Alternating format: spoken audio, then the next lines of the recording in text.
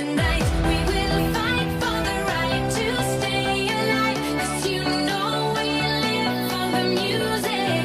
We are breathing love.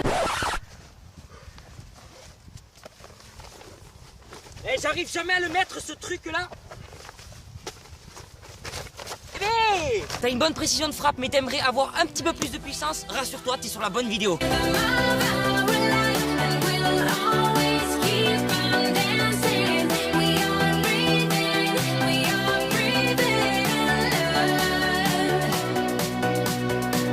Bienvenue à bord, me commande, j'espère que vous allez vraiment bien les amis. Écoutez-moi, pour ma part, j'ai la forme puisqu'aujourd'hui on va se retrouver pour un petit tuto foot. Effectivement, vous avez été nombreux, déjà je m'excuse pour ce vent qui me saoule déjà. Mais bon, les conditions météorologiques, on les contrôle pas trop. Bref, aujourd'hui on va tout simplement se retrouver pour un petit tuto, en fait tout simplement sur la puissance de frappe. Vous êtes beaucoup à me demander comment est-ce que je fais pour mettre autant de force dans mes frappes. Alors il n'y a pas de secret les gars, c'est tout simplement une petite technique. Je suis loin d'avoir la meilleure frappe au monde, vraiment loin, mais bon, je me débrouille pas mal. Donc sans plus tarder, je vais vous apprendre un petit peu ça.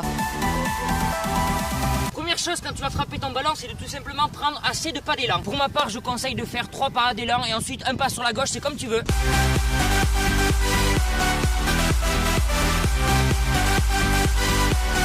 Tu t'en doutes, dans un second temps, ce qui va vraiment être important, c'est ta course d'élan, voilà, et surtout le fait que ton pied d'appui soit assez loin de la balle, voilà, pour que tu puisses avoir une assez bonne puissance de frappe. En fait, faut se dire que plus ton pied d'appui sera loin, plus tu auras le temps de déployer ta jambe tel un avion et envoyer une lourde frappe. Oui, bon, la comparaison n'était pas ce qu'il y a de meilleur au monde, on va se le dire. Bref, je vous montre comment moi je fais personnellement.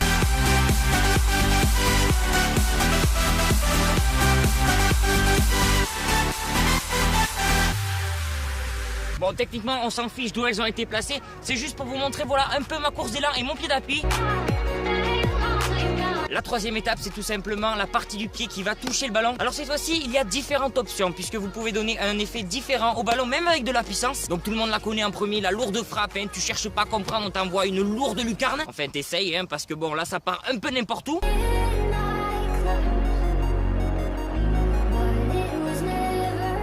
Mais au fil des vidéos que j'ai tournées, je me suis rendu compte aussi que je pouvais le faire d'une autre manière et garder un peu plus de précision encore. Ça va tout simplement être une frappe coup du pied, intérieur du pied. Alors c'est pas un knuckleball, mais c'est une frappe puissante qui va faire hop-lay. Tu vois comme ça, hop-lay, comme un coup de tennis. Deuxième comparaison nulle à chier.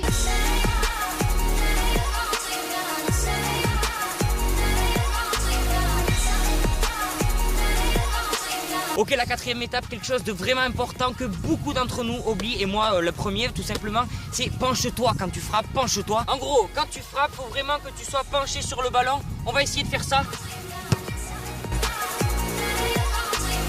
En comparaison, si tu te penches pas, voilà ce que ça donne. Premier 3 points. Et deuxième. La dernière partie, tu t'en doutes, c'est vraiment de continuer ton mouvement, voilà. Suis un peu le ballon avec ta jambe, histoire de donner encore un peu plus de puissance. Et puis tu as toutes les bases pour maîtriser cette technique, donc régale-toi. Et puis moi aussi, je vais me régaler et je vais mettre ça en pratique. Quand vous optez pour la deuxième solution, c'est-à-dire coup du pied intérieur, pensez à prendre un petit peu plus d'élan sur la gauche. C'est pas un enroulé, mais ça vous permet quand même d'avoir suffisamment d'espace pour tirer. Voyons donc ce que ça donne. Pas mal.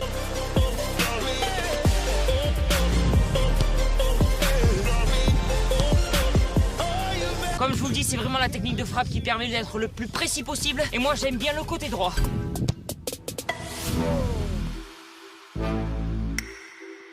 Je suis chaud là.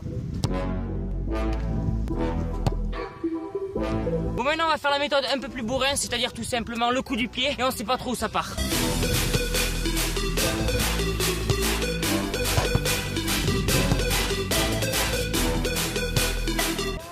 Là vous voyez par exemple, je me suis vraiment pas assez penché.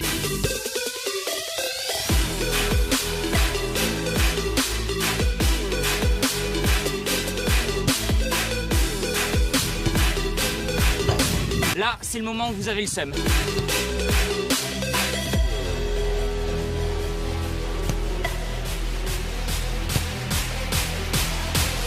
Ah oui, vous allez beaucoup rater, mais continuez, n'abandonnez pas.